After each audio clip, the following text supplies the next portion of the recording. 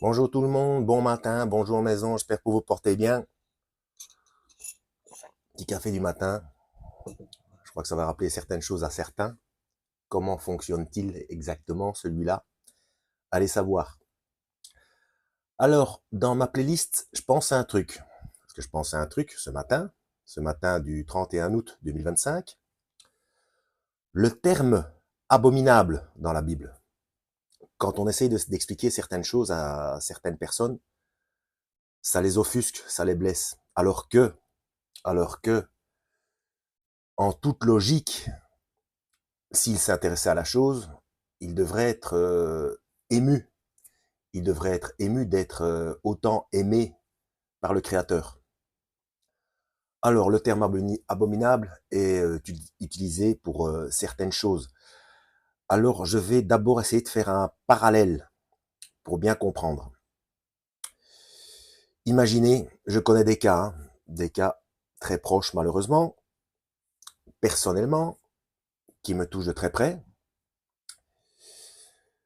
Imaginez que malgré que vous vous inquiétez pour vos enfants, il y en est certains. J'ai déjà fait une vidéo à ce sujet, mais là, on va s'axer sur le terme abominable. Hein, et que, malgré tout, ils font tellement d'erreurs de sécurité, sans tenir compte de vos alertes, qu'ils finissent par en mourir. Et vous, évidemment, vous les aimez, donc vous souffrez intensément. Comment qualifierez-vous comment ouais, excusez-moi, j'arrive pas à trouver la bonne conjugaison. Comment qualifier, bon, on va dire ça simplement, hein, comment qualifier ce genre de choses? N'est-ce pas abominable de vivre ça? Notamment de survivre à son enfant. C'est quelque chose d'abominable. D'accord? Alors, pour bien comprendre le terme abominable, il faut bien comprendre, pardon, le fait que ça concerne, pardon, le système du vivant. Dieu dit, je suis le Dieu des vivants et non le Dieu des morts. Lui, ce qu'il veut, c'est que nous soyons vivants de manière éternelle, donc après la vie physique. Bon, la vie physique, elle s'arrête à un moment, tôt ou tard, peu importe la manière, mais elle s'arrête. Mais il veut qu'on soit vivant de manière éternelle. Donc, c'est pour ça qu'il aime le pécheur profondément, mais il a profondément en horreur le péché. Voilà. Et comme tout ce qui est en bas a des répercussions sur ce qui est en haut, si vous lisez la Bible, vous voyez où je veux en venir, vous savez de quoi je parle, euh, et c'est également comme ça au niveau des choses temporelles, ce sont les choses, c'est l'ombre des choses à venir, ou ce genre de phrase. Eh bien, c'est pareil avec le système du vivant. Donc, pour préserver la vie, enfin, il faut préserver la vie à tout prix, le système du vivant, en fait, à tout prix, d'où le fait que soit condamnable, parce que c'est pris en abomination, parce que ça s'attaque au système du vivant, comme le fait, le ressenti qu'on a, et c'est ça le ressenti qu'il a aussi, comme il est parfait, donc Dieu a le ressenti d'une manière incalculablement plus forte. Donc, si on perd un enfant, et ce n'est qu'une image par rapport à ce qui est en haut, parce qu'en réalité, cet enfant n'est pas perdu. Hein, bon, il continue à vivre après la mort aussi. Hein. Après, qu'il aille d'un côté ou de l'autre, ça dépend de son âge. Et bon, je vais pas revenir sur et la conscience qu'il a du mal ou non, etc. Donc, il y a toutes sortes de donc il y a l'âge, il y a l'handicap, enfin il y a tout un tas de choses qui font que certaines personnes n'iront forcément pas en enfer, hein, obligatoirement. Voilà. Où en étais-je? Oui, donc, tout ce qui s'attaque au système du vivant, c'est en abomination. Du coup, la zoophilie et l'homosexualité aussi, parce que ça s'attaque au système du vivant. C'est en ce sens-là que c'est abominable. Voyez? Et ainsi, on comprend mieux le plan de Lucifer. C'est faire croire à des libertés, jouer avec notre système hormonal et le système de récompense du cerveau. J'en ai déjà parlé, allez voir ma playlist, le cerveau, non, allez voir ma vidéo, pardon, le cerveau et le péché. Donc vous mettez sur YouTube simplement le cerveau et le péché avec mon nom derrière, mon nom complet, Servan Engelgom. Et vous allez tomber sur l'explication physiologique, on va dire. Donc le système de récompense, la dopamine.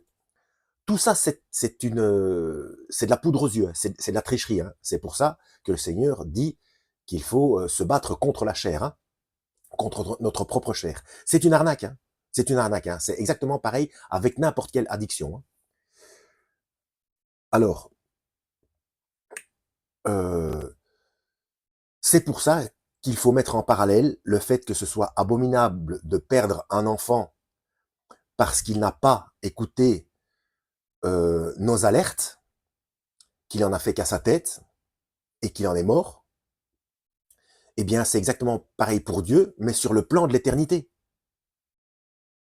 Donc, le péché, et notamment euh, le péché qui fait la guerre au système du vivant, parce que bon, si tout le monde devient comme ça, zoophile et homosexuel, pour finir, l'espèce humaine s'éteint. Alors que le premier ordre de Dieu, c'est de se multiplier. Donc ça va à l'encontre de l'ordre de pérennité du système du vivant physiologique et aussi spirituel et éternel. La totale. Voilà comment il faut comprendre le terme abominable. C'est abominable parce que ça empêche l'amour de Dieu de s'exercer, de faire en sorte que nous ayons accès à l'éternité. Alors, pour ceux qui seraient encore choqués et qui diraient que oui, tu juges, etc. Non, il y a une différence entre juger, alerter et juger, critiquer. Juger, critiquer, c'est interdit. Juger, alerter est obligatoire. C'est de l'inquiétude. Ce n'est pas une critique. Euh, Par exemple, des gens en ont voulu au Christ parce il allait souper avec des gens. Le terme c'est avec des gens de mauvaise vie. Alors, que veut dire des gens de mauvaise vie? Il faut savoir qu'au temps du Christ, pas mal, une grande partie de la population était hellénisée, c'est-à-dire était de culture grecque. Et si vous faites des recherches, eh bien, vous allez tomber sur certaines choses de la culture grecque qui sont claires. C'était habituel, ce genre de comportement était habituel chez eux. Et les Romains, d'ailleurs on parle toujours de civilisation gréco-romaine, bah, avaient le même genre de comportement et les Romains étaient les colonisateurs d'Israël. Donc les gens de mauvaise vie, c'était des gens hellénisés, qui étaient de culture grecque. Bon, je vais pas vous faire un dessin. Il y a des poteries, de la vaisselle qui a été retrouvée, etc. Des mosaïques, comment est-ce qu'on appelle ça, fait de la marqueterie, je crois qu'on appelle. Je crois que ça s'appelle comme ça. Bref, vous voyez ce que je veux dire. Donc, des gens critiquaient le Christ, notamment des pharisiens, des docteurs de la loi, etc., parce que il allait souper avec eux, il allait chez eux, il allait leur parler, etc. Vous voyez? Donc, euh, dire que Dieu, le Christ, sont des gens qui jugent, enfin sont des gens, est Dieu qui juge l'humanité, non, pas pour le moment. Pour le moment, nous sommes sous la grâce. Et la dette a été payée. Il est quand même venu, lui-même, il s'est fait cher pour mourir sur la croix, pour payer la dette. Si ça, c'est pas de l'amour, mais il est bien obligé d'informer. D'où le terme abomination. Voilà, parce que ça s'attaque au système du vivant éternel. Si vous n'avez pas encore lu, allez le lire vous-même, hein, et vous verrez la réaction que certaines personnes avaient quand le Christ allait côtoyer des gens de mauvaise vie. D'ailleurs, il y a aussi l'épisode de la femme qui a été sauvée de la lapidation pour adultère, et puis concernant la prostitution, etc. Enfin, il ne fermait la porte à personne, et il aimait profondément tout le monde. Il ne faisait pas de différence, mais il est bien obligé d'informer, et donc ça se lit dans la parole de Dieu, dans la Bible. L'information doit bien circuler pour pouvoir avoir des informations, pour savoir comment faire, comment se comporter, pour accéder à la vie éternelle, bon sang. Si rien n'est dit, s'il n'y a que l'aspect amour, oui, oui, tout est bon, il n'y a pas de souci, etc., comme Lucifer le fait, parmi différentes cultures, différents systèmes de pensée, etc., mais c'est une arnaque. C'est du faux amour. C'est de l'hypocrisie. Donc voilà pour le terme abominable. D'ailleurs, je me demande si je dois pas mettre cette vidéo dans la playlist perversion des codes de Dieu, parce que c'est une perversion de langage, hein, et il y a des endroits, notamment, oui, ça c'est dû avec tout ce qui est doltoïsme pour la destruction des familles, euh, et tout un tas de choses qui ont été faites justement pour faire en sorte que les gens ne puissent pas s'entendre, que les gens se disputent pour qu'il y ait de la discorde, pardon, diviser pour mieux régner, c'est toujours le même schéma. Hein. Eh bien, moi j'appellerais ça la création de la péjorativité des mots. Tous les mots sont péjoratifs. C'est incroyable, hein, incroyable. On peut dire n'importe quoi, maintenant c'est obligatoirement une insulte ou quelque chose de blessant. Donc il faut bien comprendre les mots, et méfiez-vous même du dictionnaire, hein. J'ai déjà expliqué dans une autre vidéo, le dictionnaire est élaboré, d'ailleurs on voit qu'il y a des modifications tous les ans, des rajouts de mots et des mots qui sont enlevés, mais qui élabore le dictionnaire, bon sang? Ce sont des gens qui se font appeler les immortels.